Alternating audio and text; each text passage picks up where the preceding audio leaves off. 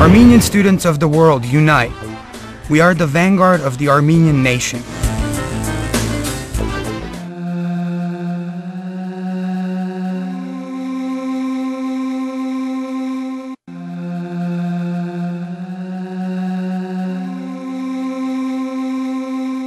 Ronald Grigor Suni, professor of social and political history at the University of Michigan. He was the first holder of the Alex Manukyan Chair in Modern Armenian History at the University of Michigan. According to Ronald Suni, the national consciousness of Armenians about their identity is nothing but a collection of beliefs. Suni writes that the primary purpose of his work is to decompose the Armenian national identity. According to Suni, the ancestors of Armenians were invaders to Armenian highland who have migrated to Armenia in the 6th century BC. Ronald Grigor Suni, Looking Towards Ararat, Armenia in Modern History, 1993, page 7. Repeating the Turkish historians, Suni writes, the modern Armenians are more the product of intermingling. Same book, same page.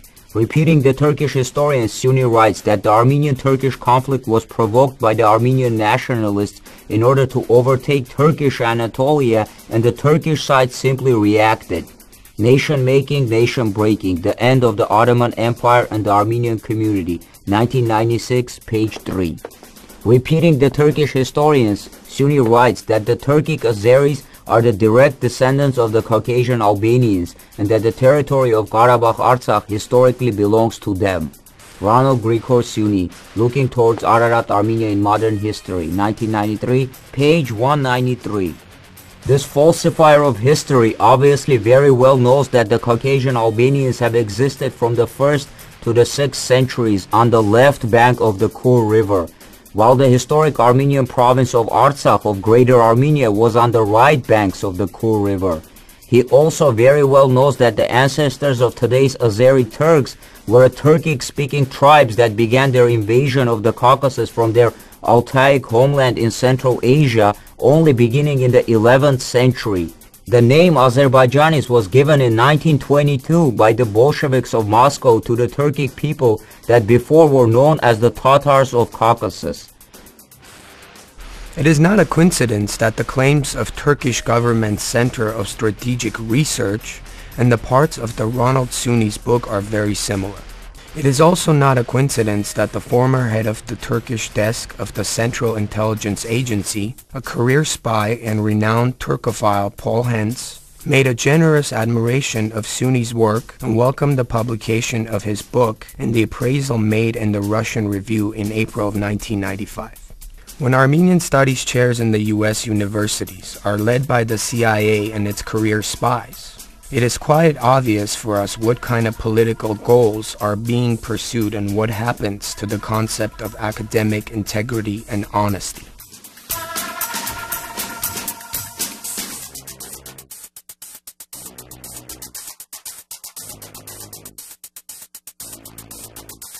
Next one of these falsifiers is Robert Thompson, who is a former Galus Gulbenkian professor of Armenian studies at Oxford University. This one is even afraid to show his face and place this dark image of himself on the university faculty website. He has purposefully distorted the translations of classical Armenian historians like Moses Khorenatsi, Ghazar Parpetsi, and Yerishe.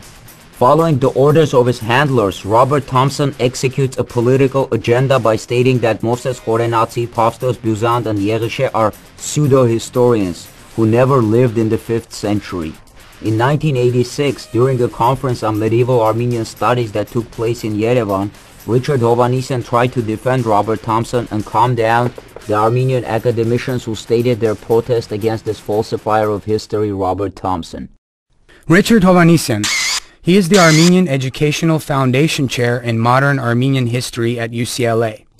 This corrupt historian, in his books, uses the Turkish terminology for Armenian highland and historic Armenia by calling it Eastern Anatolia. In 1997, the representatives of the false Armenological School in the U.S., headed by Richard Hovhannisyan, published a collective 2-volume grossly falsified Armenian studies book entitled The Armenian People from Ancient to Modern Times for students in the U.S. We must also note here that his son, Rafi Hovhannisyan, who is a graduate of CIA affiliate Fletcher University School of Diplomacy, in June of 2008 made a speech at the Assembly of the Council of Europe in Strasbourg, demanding along with the Turkish and Azerbaijani delegations that the Council of Europe must terminate Republic of Armenia's voting right in the Assembly of the Council of Europe.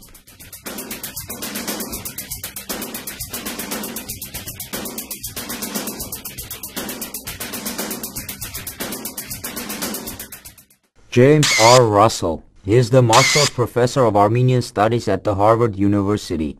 It's racist. It's a distortion. No, because I don't have any of those desires to distort your history or anything of the kind. That's nonsense. It's nonsense. In the book The Armenian People from Ancient to Modern Times, the so-called professor of Armenology in fact shows himself a complete ignoramus who cannot even differentiate the nations and languages of the Hittites and Hattians. Even a 5th grade student knows that the fortress of Erebuni was erected by King Argishti I, yet this Harvard professor claims that the fortress of Erebuni was actually built by Argishti II. This falsifier calls the Armenian people colonists in their own homeland. In 2000, in the official journal of the Armenian National Academy of Sciences, Professor Armen Petrosyan exposed James Russell's work as complete fiction and utter ignorance of historical facts. Russell's work is full of gross mistakes and distortions that are designed to misinform and completely lead astray students of Armenian history and culture.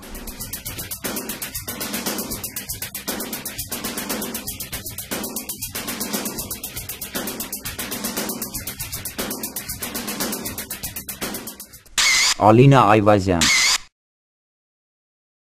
This is a new face of the false Armenological school in the United States.